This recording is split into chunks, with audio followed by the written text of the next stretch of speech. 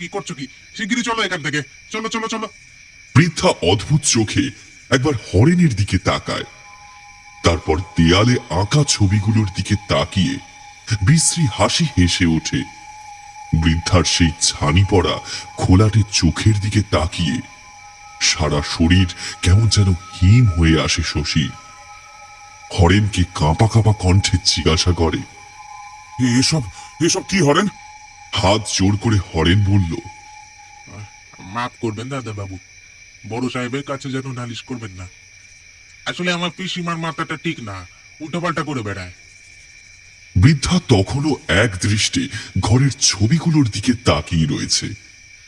Horn তার হাত ধরে টানতে টানতে বের করে নিয়ে গেল, কিন্তু বেরোনোর সময় বৃদ্ধার চোখের সেই দৃষ্টিতে এমন কিছু একটা ছিল যা শশী বুঝতে না পারলেও ওর অন্তরাত্মা অব্দি কেঁপে ওঠে।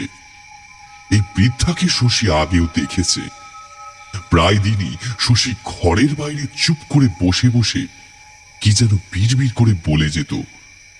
কে আসছে কে যাচ্ছে তার যেন কোনো হুঁশ থাকত না।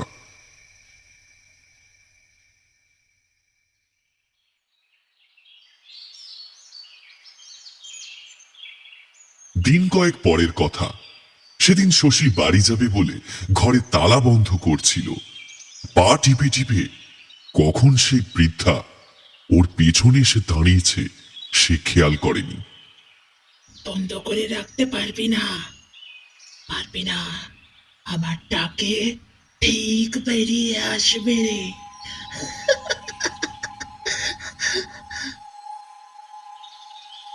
আচমকা কথাগুলো শুনে শশী কেঁপে উঠল। এই দেখে বৃদ্ধা বেশ মজা পেল। শশী কিছু না বলে চুপচাপ তখন বেরিয়ে গেল। ছুটি কাটিয়ে এই উৎকট অস্বস্তিটাকে খানিকটা লাঘব করে দিন কয়েক পর শশী ফিরে এলো। কিন্তু ফিরে আসার দুদিন পরেই এক রাতে আবার ঘটল এক ঘটনা। ফিরিয়ে নিয়ে এলো আবার সেই দম চাপা অস্বস্তি।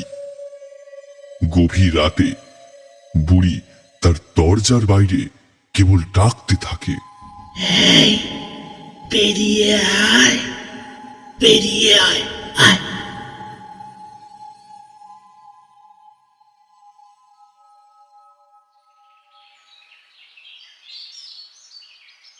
আর সহ্য করতে না পেরে পরদিন সকালে প্রায় ঝামেলা বাঁধিয়ে বসলো শশী। হরেন, তোমার পিসি রোজ রাত্রেবেলা বাইরে এসে আয় আয় করে ডাকে, এভাবে চলতে পারে না। রাতে ঘুমোতে না পারলে কাজ করবো কি করে বলো তো? পিসি কি বলেন দাদা বাবু? ওদের চিৎকার শুনে ইতিমধ্যে পাড়ার কয়েকজন লোকও হরেনের বাড়ির বাইরে দাঁড়িয়ে উকি ঝুঁকি মারছিল। আরে তা নয় তো কি, কি মনে হয় মিথ্যে কথা বলছি? হরেন মাথা চুলকে বলল, কিন্তু পিসি তো এখন আর...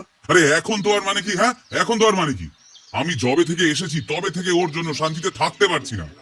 কাল রাতে সেই একই বেরিয়ে আয় বেরিয়ে আয় শুনে দরজার বাইরে গিয়ে দেখি কেউ নেই। শশী লক্ষ্য করল ওদিকে বাড়ির বাইরের গুঞ্জনটা আরো অনেক বেশি প্রখর হয়েছে।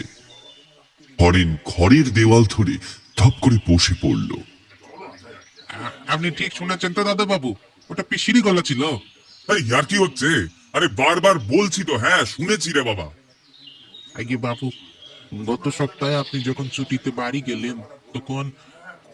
শশী বাইরের দিকে তাকিয়েছিল। হরেনের কথাটা ঠিক শুনতে পায়নি। বাইরের ভিড় থেকে একজন বয়স্ক লোক তখন বলে উঠল, তোরে আমি কয়েছিলাম, তুই শুনলি না আমার কথা? হরেন মুখটা বিকৃত করে খেকিয়ে উঠে বলল, তোমারে কতবার কইছি না এসব ভুল ভাল কথাবার্তা কইবা না। এই যদি আমি ভুল হই তাহলে উনি ওইসব কি শুনতেছে রাতের বেলা?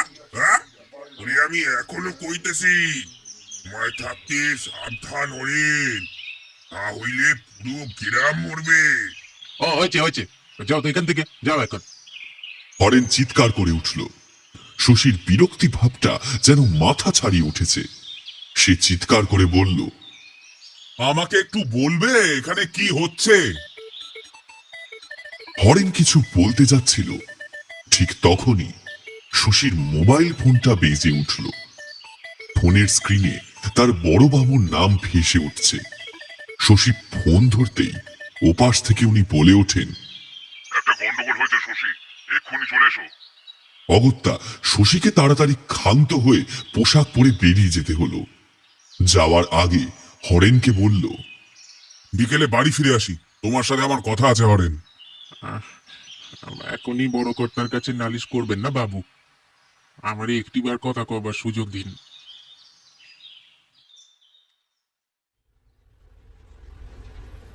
অফিসে গিয়ে সে বুঝতে পারল বেশ বড় সমস্যা হয়েছে। তাদের এই কৃষি বিকাশ যোজনার অফিস থেকে গ্রামের কৃষকদের স্বাবলম্বী করে তোলার জন্য বিভিন্ন রকমের মেশিন কন্ট্রাক্টে দেওয়া হয়। কোনোটা কাগজের কাপ থালা তৈরির মেশিন, আবার কোনোটা ডিসপোজেবল ব্যাগ বানানোর মেশিন।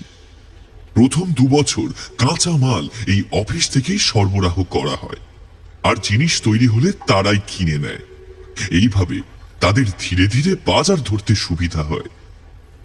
সমস্যাটা হচ্ছে, আগের লটের 7টা মেশিনে গন্ডগোল ধরা পড়েছে।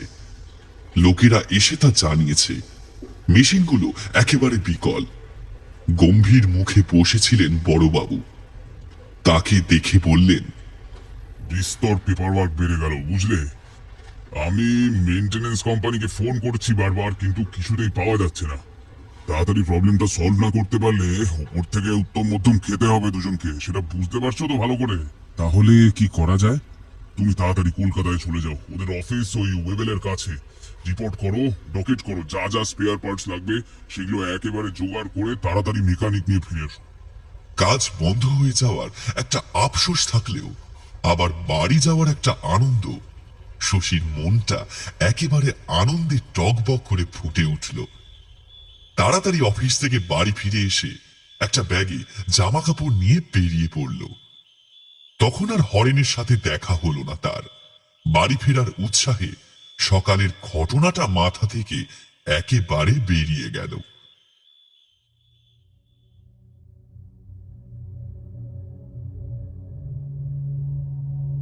বাড়ি ফেরার পথে ট্রেনে উঠে বারবার সেই কোম্পানিকে বহুবার ফোন করার পর অবশেষে যোগাযোগ করা গেল। তবে তারা জানালেন যে ওই মডেলের মেশিনের পার্ট স্টকে নেই। বড়বাবুকে এই খবর জানাতে তিনি বললেন, যতদিন লাগুক একেবারে সব জোগাড় করে জিনিসপত্র গুছিয়ে মেকানিক নিয়ে ফিরতে। প্রায় দিন 5 টানা লম্বা ছুটি পেয়ে শশীর মনটা একেবারে ফুরফুরে হয়ে গেল। ওদের বাড়ি কলকাতার কাছে, সুতরাং সকাল বিকেল বন্ধুদের সঙ্গে আড্ডা আর গঙ্গার ঘাটে হাওয়া খেতে খেতে শিমুলগঞ্জে সেই নিঝুম প্রকৃতি আর হারানকে প্রায় বেমালুম ভুলেই গিয়েছিল শশী। এর মাঝে তাকে মাত্র একবার সল্টলেকে যেতে হয়েছে। ওনারা বলেছেন পার্টস পেলেই তাকে কল করে দেবেন, আর পরের দিনই দুজন মেকানিককে পাঠিয়ে দেবেন তার সাথে। সেই ফোন এলো 4 দিন পর। তবে তাকে জানানো হয়েছে যে মেকানিক দুজন হাওড়া স্টেশনে দুপুরের আগে এসে পৌঁছাতে পারবে না। সকালে রওনা দিতে পারলে ভালো হতো, বিকেল বিকেল পৌঁছে যাওয়া যেত, কিন্তু দুপুরে বেরোলে রাত হয়ে যাবে।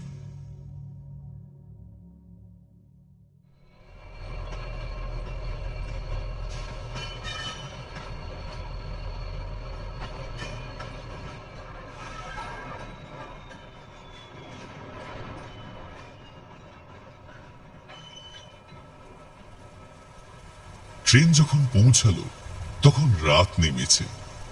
এখনো আরো ঘন্টা 2 বাসে গেলে তবে গ্রামে পৌঁছতে পারবে তারা 3 জন। মেকানিক দুজনকে বাস স্ট্যান্ডের থেকে চা আর সিগারেট খাইয়ে তারা বাস ধরল। অন্ধকার বাস স্ট্যান্ডে 3 জনকে নামিয়ে দিয়ে বাস যখন চলে গেল তখন রাত 9টা বাজে। মেকানিক দুজনের থাকা খাওয়ার বন্দোবস্ত ইতিমধ্যে বড়বাবু আর বাকি স্টাফেরা মিলে করে রেখেছেন অফিসে। ওদের অফিসে নিয়ে গেলে আজকের মতো শশীর ছুটি। মাটির কাঁচা রাস্তায় বৃষ্টির জলে একেবারে কাদা হয়ে রয়েছে। খুব সাবধানে যেতে হবে। না হলে সমূহ বিপদ। জঙ্গলি লতা পাতায় পথের ধারটা এমন ভাবে ভিড় করে রয়েছে যে সেখান দিয়ে যাওয়ার উপায় নেই। তবে গ্রামে ঢুকেই তারা বুঝতে পারল বৃষ্টি বাদলার চোটে লোডশেডিং হয়ে রয়েছে। তাদের অফিসটা একেবারে বাস স্ট্যান্ডের কাছেই, কাজেই মিনিট 5 মধ্যে নিজের কর্তব্য সেরে অফিসের একটা টর্চ নিয়ে শশী রওনা দিল তার বাড়ির উদ্দেশ্যে।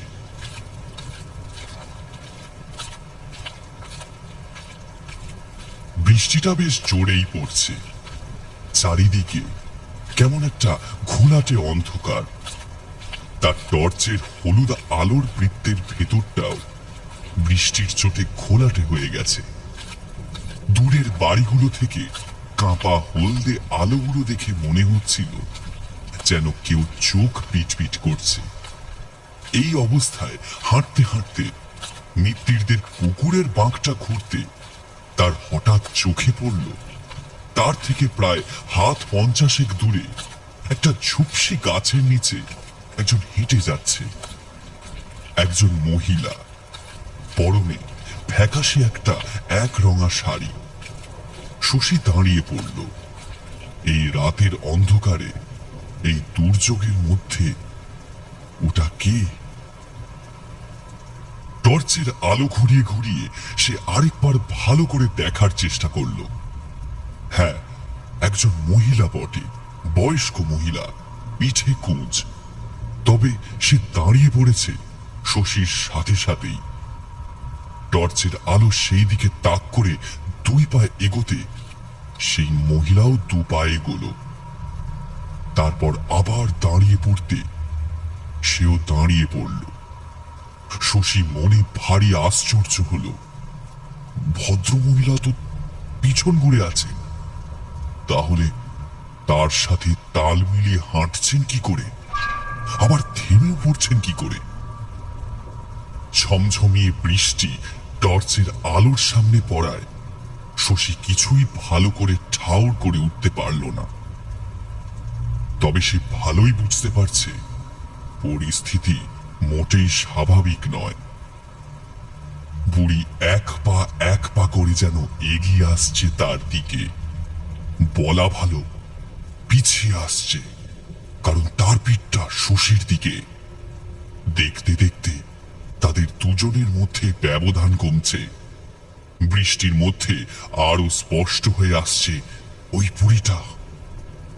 কি অদ্ভুত, সে তার দিকে না তাকিয়ে ক্রমশ পিছন দিকে হেঁটে আসছে। শশী এবার খেয়াল করল বুড়ির পায়ের পাতাগুলো তার দিকে মোড়ানো, অর্থাৎ বুড়ির শরীরের পেছন দিকে। শশী কি করবে কিছুই বুঝে উঠতে পারছে না। এই মুহূর্তে কি সে ছুটে অফিসে চলে যাবে? ঠান্ডা চলো বাতাসে হালকা হালকা কাঁপুনি দিচ্ছে তার। আর ঠিক তখনই আয়, কাছে আয়, আয়, আয়। আচমকাই ডাক শুনে শশীর হাত থেকে টর্চটা পড়ে গেল। তার চিনতে অসুবিধা হয় না ও কলাকার। এর আগে অনেক রাতে ঘুম ভেঙে শুনেছে এই একই খোনা গলা। তবে বুড়ি দাঁড়িয়ে রয়েছে ওখানে, ওই ঝুপসি গাছটার নিচে, আর কথাগুলো ঠিক তখনই বেজে উঠছে তার কানের পাশে। টর্চখানা তার একমাত্র সম্বল। শশী ঝুঁকে পড়ে জল কাদার মধ্যে হাতড়াতে লাগলো। জিনিসটা ঠেকলো তার হাতে। ভাগ্যক্রমে এক হাত কাদার মধ্যে পড়েও এখনো সেটা বিকল হয়নি। এক মুহূর্ত সময় নষ্ট না করে শশী টর্চটা আবার ফেললো সামনের দিকে। কিন্তু এ কি, কেউ কোথাও নেই। সেই সুযোগে এক মুহূর্ত সময় নষ্ট না করে শশী হনহন করে এক ছুটে বাড়িতে গিয়ে ঢুকল। বাড়ি পৌঁছে বারান্দায় দাঁড়িয়ে একটু হাত পা ছেড়ে নিয়ে ব্যাগ থেকে চাবিটা বার করে নিজের ঘরের দরজাটা খুলতে যাবে, ঠিক তখনই শশী দেখল ঘরের দরজা হাট করে খোলা। ঘরের ভেতর থেকে একটা অদ্ভুত গন্ধ বেরোচ্ছে। শশী বাইরে থেকেই হাঁক পারল। এই ঘরের মধ্যে কে? অন্ধকার থেকে হ্যারিকেন হাতে নিয়ে একজন লোক বেরিয়ে এসে টিমটিমে আলোটিকে শশীর মুখের কাছে ধরে বলল, আপনি এলেন দাদা বাবু? হরেন দাঁড়িয়ে আছে, তার হাতে ধরা একটা কাপড় থেকে বিশ্রী গন্ধ বেরোচ্ছে। নাকে হাত দেয় শশী। কি করছো এখানে? এত বাজে গন্ধ বেরোচ্ছে কেন? হাতের কাপড়টা নামিয়ে হরেন বলল, ওই যে ওই দেওয়ালটা মাটি আর গোবরে লেপে দিচ্ছিলাম। হ্যাঁ, আর সময় পেলে না? এত রাত্রিরে এই লোডশেডিং এ? তোমার তোমার পিসিমা কোথায়? আগে বাবু, আপনারই একটু মিথ্যে কথা বলেছিলাম। এই দেওয়ালের আঁকি বুকি গুলো আসলে আগের বাড়াতে নয়, আমার পিসির কাণ্ড। আমি আসার পথে ওই মৃত্যুদের পুকুর পাড়ে তাকে দেখেছি কি, কিন্তু কিন্তু সীমা বেঁচে নেই গো দাদা বাবু। মানে মানে তুমি কি বলছো? আপনি যেদিন কলকাতায় চলে গেলেন সেই দিনই পিসি ওই পুকুরের জলে ডুবে মরেছে। আপনি সেই দিন এত রাগারাগি করলেন বাবু, আমি কিছুই বলে উঠতে পারলাম না। তারপর বিকেলে শ্মশান থেকে ফিরে এসে দেখি আপনি তালা ঝুলিয়ে চলে গেছেন। ওটা তাহলে? ওটা যেই হোক না কেন বাবু, পিসিমা নয়। আর পিসিমা হলেও একটা মানুষ হতে পারে না বাবু। কিন্তু আপনি ছিলেন না, তাই এক্সট্রা চাবিটা দিয়ে খুললে আমি আপনার ঘরের দেওয়ালটা লেপে দিচ্ছিলাম বাবু।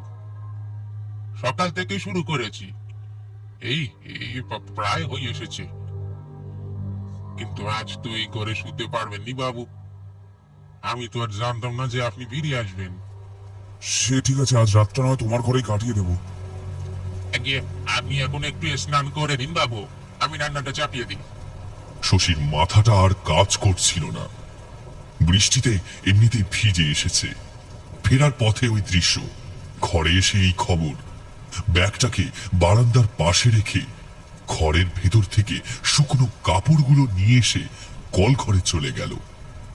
স্নান সেরে আসার পরই দেখল হরেন গরম গরম খিচুড়ি চাপিয়েছে। খিচুড়ির গন্ধে মুহূর্তের মধ্যেই খিদে চাগার দিয়ে উঠল। খিদের পেটে অনেকটা খেয়ে বেশ ঘুম পেতে লাগলো তার। হরেন বলল, দাদা বাবু, আপনি ঘরের ভেতরটা শুয়ে পড়ুন, আমি বাইরেটা পাহারা দিচ্ছি। কেন, তুমি নিচে বিছানা পেতে শুয়ে পড়ো, বাইরে পাহারা দেওয়ার আবার কি দরকার? না না বাবু, আপনি ঘুমিয়ে পড়ুন, আমি আছি এখানে।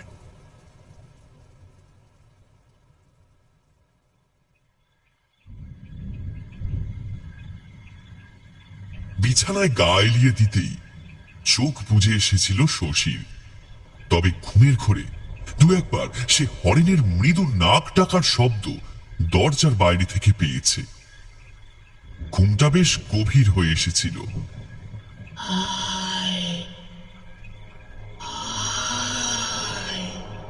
হঠাৎ আবার সেই ডাক শুনে তার ঘুমটা ভেঙে গেল।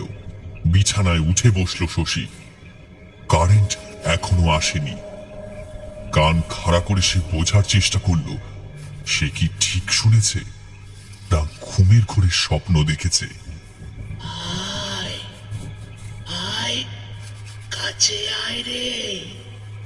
এবার সে স্পষ্ট শুনল পাশের ঘরের দেওয়ালের ওপর থেকে একটা শব্দ আসছে। তার সাথে যেন মনে হচ্ছে কেউ দেয়াল আঁচড়াচ্ছে। শশী পাথরের মতো বিছানার উপর বসে রইল। সে জানে এই কণ্ঠস্বরের মালিক পৃথিবীতে আর নেই। বেরিয়ে আয়, বেরিয়ে আয়। হঠাৎ করে বারান্দার জানালা দিয়ে অন্ধকারের মধ্যে কে যেন ধর্মর করে চলে গেল। বাইরে অন্ধকার, ভালো করে কিছুই দেখা যাচ্ছে না। যেন অন্ধকারে গা মিশিয়ে কে একটা বারান্দা দিয়ে ছুটে গেল ওই ঘরটার দিকে। শশীর মনে হলো তার শরীরটাকে কেউ যেন টেনে নিয়ে যাচ্ছে পাশের ঘরের দিকে। দরজাটা ভেজানো ছিল। বারান্দায় এসে আশেপাশে তাকালো শশী। ওই ঘরের দরজাটা বন্ধ করা রয়েছে, তালা ঝুলছে। তবে বারান্দার দিকের জানালাটা খোলা। গভীর রাত, নিকষ কালো আধারে মোড়া। কেবল মাঝে মাঝে বিছের মতো সাদাটে রেখা আকাশের বুকে দেখা দিয়ে মিলিয়ে যাচ্ছে। আর তার কয়েক সেকেন্ড পর আকাশের গর্জন ভেসে আসছে ঘরের ভেতরের সেই দেওয়ালের ওপর। একটা নয়, দুটো নয়, সেখানে তিনটে লম্বা লম্বা মিশ কালো মূর্তি দাঁড়িয়ে রয়েছে। না, ঠিক দাঁড়িয়ে নেই। এই এক সেকেন্ডের আলোতেও তার মনে হলো তারা ঠিক দাঁড়িয়ে নেই, যেন তার দিকে ঝুঁকে পড়েছে। শশীর যতদূর মনে পড়ে, এর আগে সে দেখেছিল দুটো মূর্তি। এখানে দাঁড়িয়ে থাকাটা একেবারেই ঠিক হচ্ছে না, কিন্তু ওর সারা শরীর একেবারে ভারী হয়ে এসেছে। ঠিক তখনই পেছন থেকে হরেন বলে ওঠে। বাবু, এই ঘরে কি দেখছেন? আতঙ্কে শশীর মুখ থেকে চিৎকার বেরিয়ে আসার আগেই পেছন থেকে হরেন তার মুখটা চেপে ধরেছে। আরে চুপ চুপ চুপ বাবু, দাদা বাবু, আমি হরেন। ভয় নেই, ভয় নেই, চলেন চলেন। হরেন দাঁড়িয়ে আছে হাতে একটা হ্যারিকেন নিয়ে। একেবারে নিভু নিভু সেই আলোয় হরেনের মুখ দেখা যায় না। চলেন বাবু, ঘরে চলেন। বাধ্য ছেলের মতো শশী চুপচাপ হরেনের পিছু পিছু ঘরে ঢুকে পড়তেই দ্রুত দরজাটা বন্ধ করে দিল হরেন।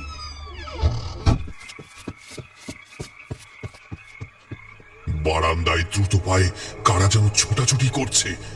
কি হচ্ছে এসব বুঝতে না পেরে শশী চুপ করে বসে আছে। হরেন মাথায় হাত দিয়ে বসে আছে। এক সময় একটা দীর্ঘশ্বাস ছেড়ে এসে বলল, ছোট থেকে নাকি পিসির স্বভাব অন্য দ্বারা ছিল বাবু। একটু বড় হতেই নাকি কালা জাদু চর্চা করা শুরু করত। অনেক আগে এই গ্রামে একটা তান্ত্রিক এসেছিল। ওই তান্ত্রিকের সঙ্গে এ বাড়ি থেকে পালিয়ে যায় পিসি। প্রায় 3-4 বছর পরে যখন ফিরে আসে, তখন কেউ বাড়ির লোক রাজি হয় না ওকে বাড়িতে রাখতে। শেষে বাবা থাকতে দেয় পিসিকে এ বাড়িতে। সারা দিন ওই আপনি যে ঘরে থাকেন, সেই ঘরটার ভেতরে নিজেকে আটকে রাখতো। আর বিড় করে কি যেন সব বলতো সারাদিন। মাটির মধ্যে আঁকি বুকি কাটতো, দেওয়ালে আঁকি বুকি কাটতো, আর ওইভাবে ডাকতো। তারপর থেকেই বাবু আমাদের বাড়ির অবস্থা আস্তে আস্তে পড়তে থাকে। হরেন খানিকক্ষণ থেমে বলল, প্রথমে পিসির মাথা খারাপ ভেবে ব্যাপারটাকে কেউ ততটা গা করেনি, কিন্তু আমার মায়ের মৃত্যুটা আমাদের চোখে আঙুল দিয়ে দেখিয়ে দিয়েছিল যে এটা যে সে ব্যাপার নয়। তা একবারের কথা বলি বাবু, মায়ের তখন খুব অসুখ করেছে। হঠাৎই এক রাতে পিসি আমাদের ঘরের বাইরে দাঁড়িয়ে অদ্ভুত স্বরে তাকে ডাকতে থাকে। আমরা ঘুম থেকে উঠে সবাই পিসিকে বেশ বকাবকি করলাম, কিন্তু পিসি একইভাবে ডেকেই যাচ্ছে। বাধ্য হয়ে ওই ঘরে তাকে তালা বন্ধ করতে হলো। কিন্তু ভোর রাতে উঠে দেখলাম মায়ের ঠান্ডা শরীরটা বিছানার উপর পড়ে আছে। শ্মশান থেকে কাজকর্ম সেরে যখন দুপুরবেলা বাড়ি ফিরলাম, তখন দেখি পিসিমার দেওয়ালের মধ্যে আর একটা ছবি এঁকে হাততালি দিয়ে সারা বাড়িতে ঘুরে বেড়াচ্ছে আর বলছে, বৌদি বৌদি এখন থেকে দেওয়ালে থাকবে। বৌদি বৌদি এখন দেওয়ালের ভেতর থাকবে। রাগে বাবু বাবার মাথাটা একেবারে জ্বলে উঠলো। পিসিমাকে ঘর থেকে বের করে দিল বাবা। বলে দিল কেউ যেন ওকে এ বাড়িতে ঢুকতে না দেয়, যেখানে খুশি সেখানে চলে যাক। পিসির চোখে সেই দিন দেখেছিলাম হিংস্র রাগ। এই বলে বাবা হন হন করে ঘরে ঢুকলো। আমি তখন ছোট, আমাকে ওই ঘরে বেশি ঢুকতে দেওয়া হতো না। কিন্তু এবার আমি পিছন পিছন গেলাম আর দেখলাম কি বাবু, দেওয়ালের মধ্যে অনেক রকম আঁকি বুকি আঁচড় কাটা, তার মধ্যে একটা লম্বা কালো মেয়ে মানুষের মতো মূর্তি। তখনই এক পুস্ত আলকাতরা দিয়ে পোচা মেরে দিয়েছিল বাবা। পিসি জল জলে ভাটার মতো চোখ মেলে সেদিক পানি চেয়ে উঠোনে দাঁড়িয়ে দাঁড়িয়ে 2-3 বার ও কি সব বলে বেরিয়ে গেছিল। আর বাড়ি মুখো হয়নি বাবু। মায়ের কাজকর্ম সব সারা হয়ে গেল। দেখতে দেখতে বাবার তখন রাগটাও পড়ে গেল। পিসি ওই মৃত্যুদের পুকুরের ধারেই সারাদিন বসে থাকতো। আমায় বাবা বলল পিসিকে বাড়িতে নিয়ে আসতে, কিন্তু আমি সেদিন পিসিকে কোথাও খুঁজে পেলাম না বাবু। সেদিন রাত্রিবেলা হলো আর এক বিপদ। হঠাৎ বুকে ব্যথা নিয়ে বাবা চলে গেল। 1 মাসের মধ্যে অনাথ হয়ে গেলাম আমি বাবু। কি মনে হতে ওই ঘরটা খুলে আমি দেখেছিলাম আলকাতলার কালো পোচাগুলো হালকা হয়ে তার উপরে আঁকি বুকি গুলো আবার স্পষ্ট হয়ে উঠেছে। আর ওই লম্বা মেয়ে মানুষের ছবি, তার পাশে আরো একটা অদ্ভুত শরীর আঁকা রয়েছে। অবাক হয়ে সেদিন তাকিয়ে আছি, তখনই দেখি উঠোনে পিসি দাঁড়িয়ে বলছে, দাদা দাদা দেওয়ালি, দাদা দাদা দেওয়ালি, দাদা দাদা এবার থেকে দেওয়ালি থাকবে। পিসিকে আমরা আর কিচ্ছু বলতে পারলাম না বাবু। আমার ঠাকুরদা ঠাকুমা তখনও বেঁচে। ওই ঘর তারপর থেকে ওইভাবেই পড়ে থাকতো। পিসি কখনো কখনো আসতো আবার চলে যেত। ওকে আমরা কেউ কিচ্ছু বলতাম না। এসব কথা পাড়ার লোকের কানে গেলে হয়তো পিটিয়ে মেরে ফেলে দেবে, তাই ভয় আর কেউ কিছু বলতে পারিনি বাবু। অল্প বিস্তর যে কয়েকজন জানতো তারা আর ভয়ে বাড়ি মুখো হয় না। টাকার বড় অভাব ছিল দাদা বাবু, পেট কিছু শোনে না, তাই বাধ্য হই। শশীর সামনে 2 হাত জোর করে হরেন বলল, বাবু, আপনি বরং কাল সকালে মোড়লের সঙ্গে একবার দেখা করবেন। উনি আপনার থাকার ব্যবস্থা করে দেবেন বাবু। শশী আর কি বলবে? এত কিছু যেন তার মাথার মধ্যে আর আটকাচ্ছিল না।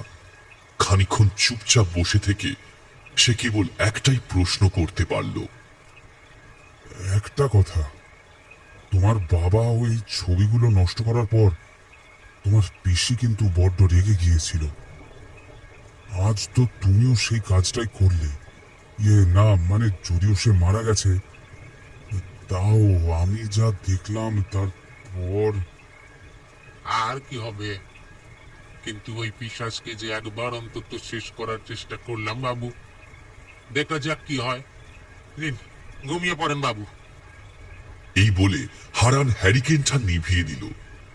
নিজের ক্লান্ত শরীরটাকে বিছানায় এলিয়ে দিল শশী। আশপাশে বৃষ্টির টুপটাপ শব্দ আর ঝিঝি পোকার ডাকে তার চোখে ঘুম নেমে এলো।